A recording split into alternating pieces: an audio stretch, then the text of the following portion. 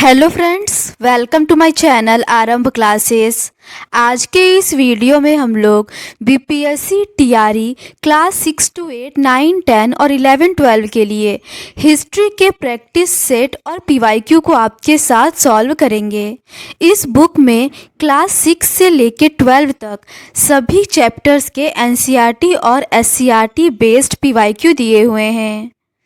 इसके साथ ही BPSC TRE 1, 2, 3, DSSB TGT PGT, KVS TGT PGT, NVS TGT PGT और ईएमआरएस में जो भी हिस्ट्री के क्वेश्चन पूछे गए हैं वो सभी दिए हुए हैं। तो बिना देर किए चलिए आज का ये वीडियो शुरू करते हैं। इसके ऊपर के क्वेश्चंस का डिस्कशन हम लोगों ने इस सीरीज़ के प्रीवियस पार्ट में कर लिया है। आज हम लोग उसके आगे के क्वेश्चंस का डिस्कशन आपके साथ करेंगे। आगे के प्रश्न बदलती हुई सांस्कृतिक परंपराओं से संबंधित है।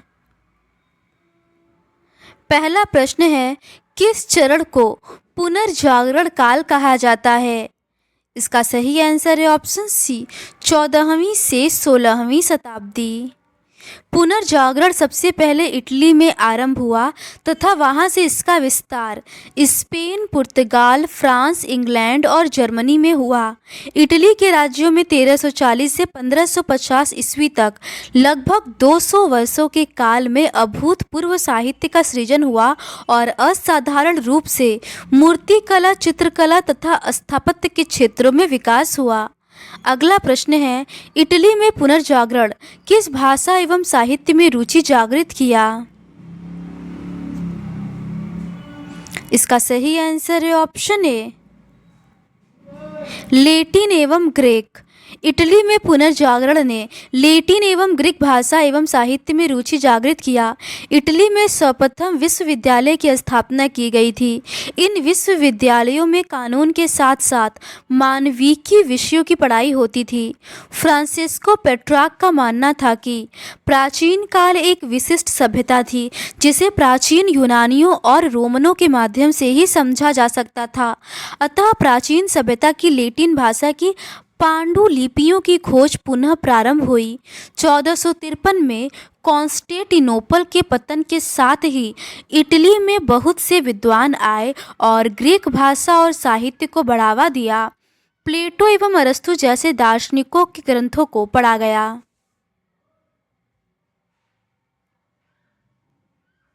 अगला प्रश्न है, 12वीं शताब्दी यूरोपीय पुनर्जागरण के दो बुद्धिजीवी थे। इसका सही आंसर है ऑप्शन बी, थॉमस एक्विनॉस और विलियम ऑफ ओकहम। 19वीं शताब्दी के इतिहासकारों ने रेनेसा शब्द का प्रयोग किया जो काल के सांस्कृतिक परिवर्तनों को बताता है। पूरे मध्यकाल में ईसाई गिरजाघरों और मठों के विद्वान यूनानी और रोमन विद्वानों की कृतियों से परिचित थे। उत्तर मध्य युग के दौरान यूरोपीय पुनर्जागरण के दो बुद्धिजीवी थॉमस एक्विनॉस और ऑफ ओकहम थे। एक्विनॉस प्रसिद्ध धर्मशास्त्री और पादरी थे। अगला प्रश्न है, मारिस डोप द्वारा निम्नलिखित में से कौन सी पुस्तक लिखी गई थी? इसका सही आंसर है option D, studies in the development of capitalism. Studies in the development of capitalism नामक पुस्तक मॉरिस डोप द्वारा लिखी गई थी। ये एक ब्रिटिश नागरिक थे। 1860 ईस्वी में बर्कहार्ट ने the civilization of Renaissance in Italy नामक पुस्तक की रचना की। अगला प्रश्न है, ऑटोमन तुर्क से कॉन्स्टेंटिनोपल कब पराजित हुए थे? इसका सही आंसर है ऑप्शन बी, 29 मई 1453 को। 29 मई 1453 को कुस्तुनतुनिया के बाइजेंटाइन शासक को ऑटोमन तुर्कों ने पराजित किया था। सीज ऑफ कॉन्स्टेंटिनोपल उस्मानी साम्राज्य द्वारा बारूद के प्रयोग का पहला उदाहरण था। यद्यपि बाइजेंटाइन साम्राज्य और इस्लामी देशों के बीच व्यापार बढ़ने से इटली के बंदरगाह पुनर्जीवित हो गए थे। अगला प्रश्न है, उस्मानी साम्राज्य द्वारा बारूद के प्रयोग का सबसे पहला उदाहरण क्या है? इसका सही आंसर है option B, siege of Constantinople. अगला प्रश्न है, द कैंटरबरी टेल्स किसने लिखी थी? इसका सही आंसर है option B, Geoffrey Chaucer. Geoffrey Chaucer ने 1390 ईस्वी में द कैंटरबरी टेल्स का प्रकाशन किया। चौसर को ही अंग्रेजी कविता के पिता के रूप में जाना जाता है। 1453 ईस्वी में गुटनबर्ग ने विभाज्य टाइप से बाइबल का प्रकाशन किया। अगला प्रश्न है, अंग्रेजी कविता के पिता के रूप में किसे जाना जाता है? इसका सही आंसर है ऑप्शन बी, चौसर। अगला प्रश्न है, सूची 1 को सूची 2 से सुमेलित कीजिए तथा नीचे दिए गए कोड की सहायता से सही उत्तर का चयन करें। सूची 1 में शिल्पकार और सूची 2 में उनकी कृति दी हुई है। इसका सही सुमेल इस प्रकार है, माइकल एंजेलो का सेंट पीटर्स चर्च की फ्रेस्को पेंटिंग होगा, रफाएल सेंजियो का सिस्टीन मेडोना होगा, लियोनार्डो दा विंची का द लास्ट शपर होगा और टीसीएस का अजप्शन ऑफ द वर्जिन होगा। अगला प्रश्न है, निम्नलिखित में से किस पुनर्जागरण कवि ने सोनेट्स टू लोरा की रचना की? इसका सही आंसर है ऑप्शन ए, फ्रांसिस्को पेट्रार्क। पुनर्जागरण कवि फ्रांसिस्को पेट्रार्क ने सोनेट्स टू लोरा की रचना की। पेट्रार्क को रोम में राजकवि की उपाधि से सम्मानित किया गया था। पेट्रार्क के लिए पूरा काल एक विशिष्ट सभ्यता थी जिसे प्राचीन यूनानियों और रोमनों के वास्तविक शब्दों के माध्यम से ही अच्छी तरह समझा जा सकता है। अगला प्रश्न है, पेट्रार्क ने डैश को पत्र लिखे? इसका सही आंसर है ऑप्शन बी, लोरा को। अगला प्रश्न है, प्रेम गीत लोरा किसने लिखा था? इसका सही आंसर है ऑप्शन सी, पेट्रार्क ने। अगला प्रश्न है, निम्नलिखित में से किस विद्वान द्वारा डी होमिनिस डिग्निटेट लिखा गया है? इसका सही आंसर है option B, Giovanni pico della मिर्देला।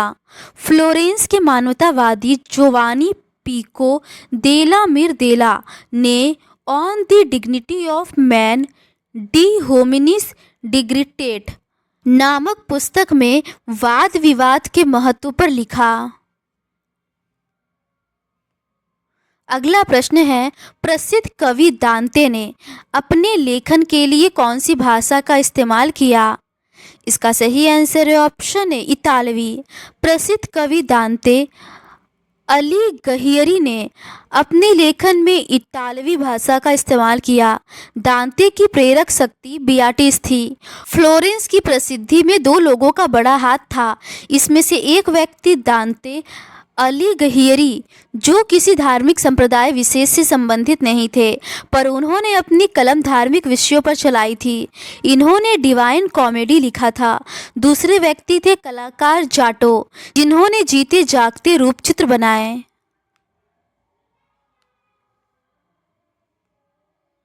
अगला प्रश्न है, दांते ने डैश लिखा था? इसका सही आंसर है ऑप्शन बी, डिवाइन कॉमेडी।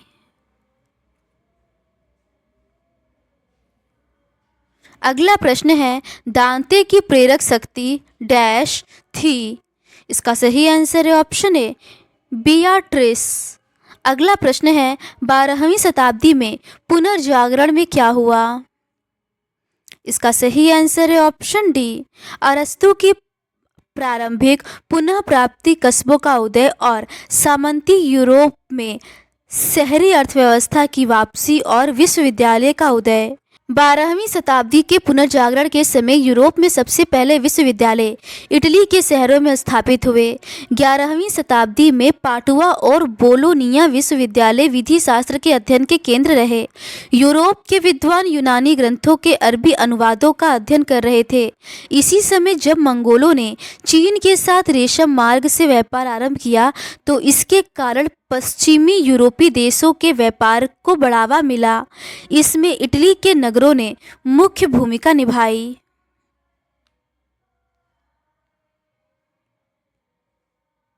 अगला प्रश्न है, 15वीं शताब्दी में यूरोपीय पुनर्जागरण के संबंध में इनमें से क्या सच नहीं है?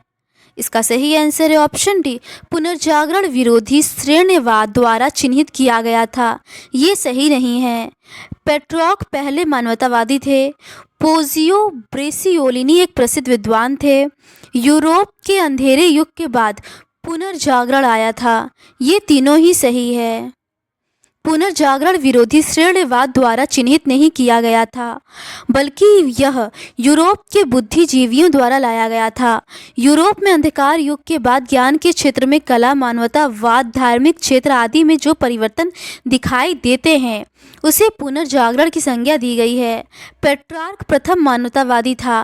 पेट्रार्क के लिए पूरा काल एक विशिष्ट सभ्यता थी, जिसे प्राचीन यूनानी और रोमनों के वास्तविक शब्दों के माध्यम से ही अच्छी तरह समझा जा सकता है। अतः उसने इस बात पर जोर दिया कि इन प्राचीन लेखकों की रचनाओं का बहुत अच्छी तरह से अध्ययन किया जाए। उसे 1341 में रोम में राजकवि की उपाधि से सम्मानित किया गया था। पुनर्जागरण काल में पोजियो ब्रेसियोलिनी इटली के प्रसिद्ध विद्वान एवं मानवतावादी थे। निकोलो मैकियावेली ने अपने ग्रंथ दी प्रिंस में 15वें अध्याय में मानव स्वभाव के बारे में लिखा है। उन्होंने अपने ग्रंथ दी प्रिंस की रचना मेडिसी के लिए की थी।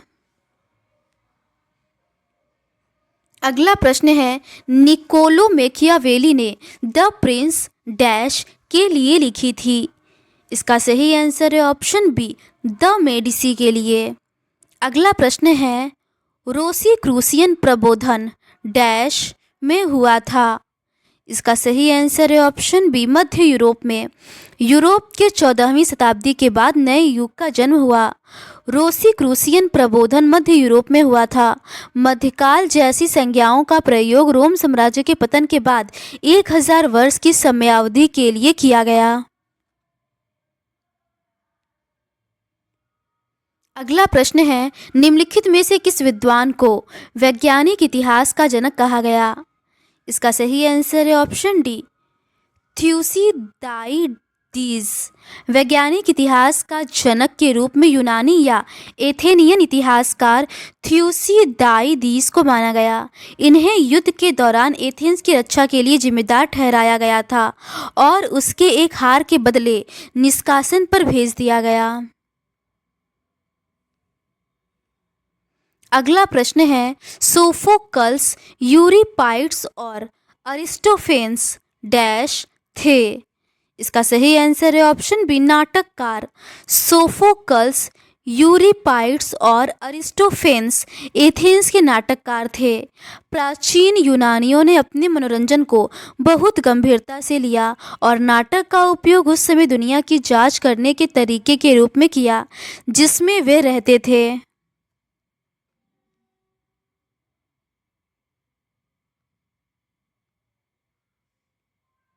अगला प्रश्न है, निम्नलिखित में से कौन सी विशेषता पृथ्वी और मंगल के समान है? पहला है चंद्रमा की संख्या, दूसरा है अपने अक्ष पर एक घूर्णन पूरा करने का समय, तीसरा है सूर्य के चारों ओर एक परिक्रमण पूरा करने का समय। इसका सही आंसर है ऑप्शन बी, केवल दूसरा। अपने अक्ष पर एक घूर्णन पूरा करने का समय।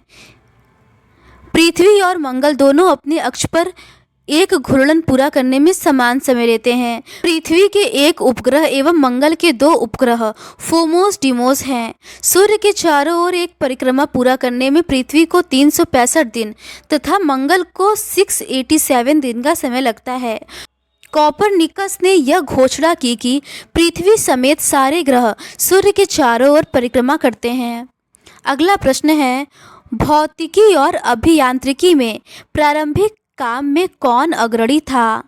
इसका सही आंसर है ऑप्शन ए, साइराक्यूज की ग्रीक कॉलोनी के आर्किमिडीज द्वारा अन्यों के साथ संचालित था। भौतिक और अभियांत्रिकी के प्रारंभिक कार्यों में साइराक्यूज के ग्रीक कॉलोनी के आर्किमिडीज एवं उनके अन्य सहयोगियों द्वारा संचालित था। वे एक यूनानी गणितज्ञ, भौतिक विज्ञानी, अभियंता, आविष्कारक तथा खगोल विज्ञानी थे। इन्होंने भौतिक विज्ञान के जल स्थितिकी, सांख्यिकी और उत्तोलक के सिद्धांत की नींव रखी। इसी प्रकार ग्रीस में पहली बार परमाणु ब्रह्मांड की अवधारणा डेमोक्रिटस और लियोस्पिस ने प्रस्तुत किया था। डेमोक्रिटस लियोस्पिस का शिष्य था। उसने भौतिक विश्व, ब्रह्मांड और अंतरिक्ष की शून्यता की परमाणु संरचना पर विस्तृत अनुसंधान किया था। अगला प्रश्न है, एक परमाणु ब्रह्मांड की अवधारणा पहली बार ग्रीस में किसके काम के माध्यम से प्रस्तुत की गई थी? इसका सही आंसर है ऑप्शन ए, डेमोक्रिटस और लियोसिपस। अगला प्रश्न है, प्राचीन ग्रीस डैश का जन्म स्थान है? इसका सही आंसर है option D, all of the above. पश्चिमी दर्शन का, साहित्य का और गणित का। प्राचीन ग्रीस पश्चिमी दर्शन, साहित्य और गणित का जन्मस्थान था। पूरे मध्यकाल में ईसाई गिरजाघरों और मठों के विद्वान यूनानी और रोमन विद्वानों की कृतियों से परिचित थे। 14वीं शताब्दी में अनेक विद्वानों ने प्लेटो और अरस्तु के ग्रंथों से अनुवादों को पढ़ना शुरू किया। अरबी भाषा में प्लेटो, अफलातून, एरिस्टोटल तथा अरस्तु के नाम से जाने जाते थे। अगला प्रश्न है, इस्लामी विद्वानों ने डैश किया? इसका सही आंसर है ऑप्शन डी, लेटिन वेस्ट में अरस्तु का परिचय करवाया और शास्त्रीय कानून ग्रंथों पर टिप्पणियां लिखी और 12वीं और 15वीं पुनर्जागरण को समृद्ध किया। दोनों इस्लामी विद्वानों ने लेटिन वेस्ट में अरस्तु का परिचय करवाया और शास्त्रीय यूनानी ग्रंथों पर टिप्पणियां लिखी तथा 12वीं और 15वीं पुनर्जागरण को समृद्ध बनाया। 14वीं शताब्दी में अनेक विद्वानों ने प्लेटो और अरस्तु के ग्रंथों से अनुवादों को पढ़ना शुरू किया। यूनानी एवं रोमन लोग अरब के अनुवादकों के ऋणी थे, जिन्होंने अतीत की पांडुलिपियों का संरक्षण और अनुवाद किया था। जैसे अरबी भाषा में प्लेटो को अफलातून तथा एरिस्टोटल को अरस्तु कहा जाता था। मुसलमान लेखकों में अरबी के हकीम और मध्य एशिया के बुखारा के दार्शनिक इब्न सीना और आयुर्विज्ञान विश्वकोश के लेखक अल राजी सम्मिलित थे। पूर्वी इस्लाम अरब का प्रथम कवि इमरुल कैस था।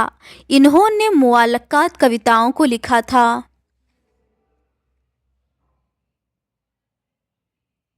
अगला प्रश्न है, पूर्व इस्लामी अरब का प्रथम कवि कौन है जिन्हें प्रारंभिक मुअल्लकात कविताओं का रचयिता माना जाता है? इसका सही आंसर है ऑप्शन ए, इमरुल कैस। अगला प्रश्न है, वेटिकन स्टेंजा डेला सेग्नतूरा में द स्कूल ऑफ एथेंस निम्नलिखित में से किस चित्रकार द्वारा चित्रित भित्ति चित्र है? इसका सही आंसर है ऑप्शन ए, राफेल। पुनर्जागरण काल के कलाकारों द्वारा हूबहू मूल आकृति जैसी मूर्तियों को बनाने की चाह को वैज्ञानिकों के कार्यों से सहायता मिली। कलाकारों में राफेल ने वेटिकन स्टेंजा डेला सेग्नतूरा में द स्कूल ऑफ एथेंस को चित्रित किया, जो एक भित्ति चित्र है। राफेल ने ही 1505 में द ग्रेट ड्यूक मेडोना को चित्रित किया। वही लियोनार्डो द विंची ने मोनालिसा और द लास्ट सपर चित्रों की रचना की।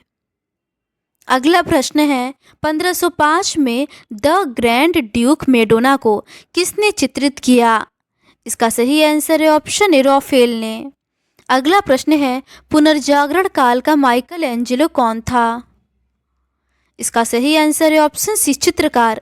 पुनर्जागरण काल में माइकल एंजेलो एक चित्रकार थे।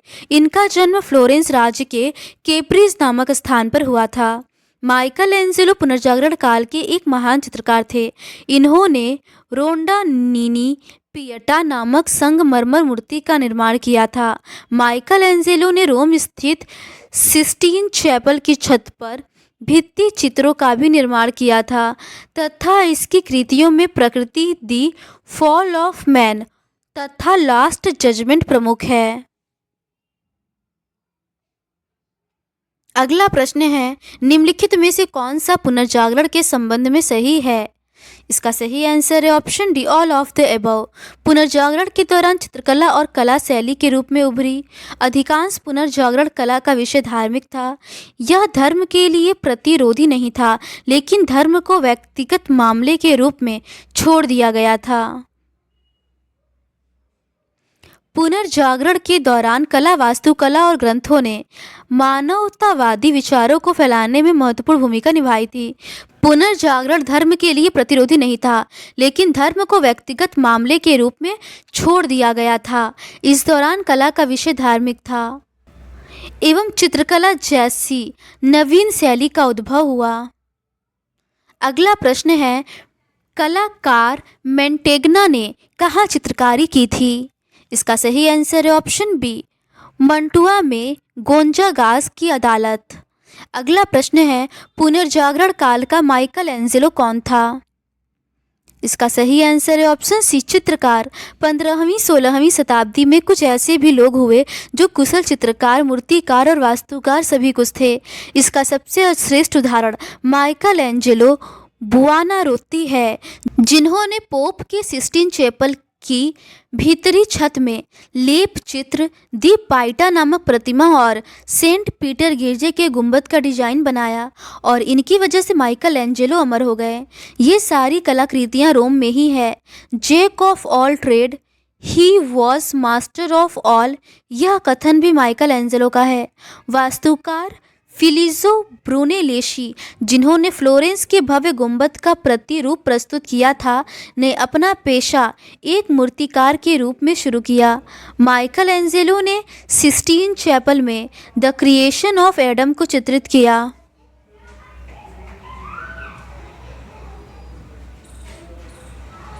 अगला प्रश्न है, jack of all trade he was master of all, यह कथन किससे संबंधित है? इसका सही आंसर है ऑप्शन ए, माइकल एंजेलो से। अगला प्रश्न है, वेटिकन के सिस्टाइन चैपल की छत की चित्रकारी पुनर्जागरण के निम्नलिखित कलाकारों में से किसने की? इसका सही आंसर है ऑप्शन डी, माइकल एंजेलो बुओनारोत्ती।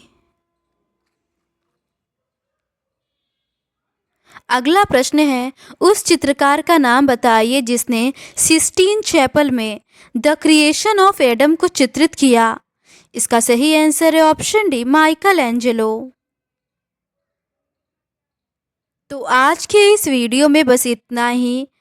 प्रथम मुद्रित पुस्तकों से संबंधित क्वेश्चंस का डिस्कशन हम लोग इस सीरीज़ के नेक्स्ट पार्ट में करेंगे। अगर आपको ये सीरीज़ पसंद आती है तो please do subscribe to my channel and like this video. Thank you.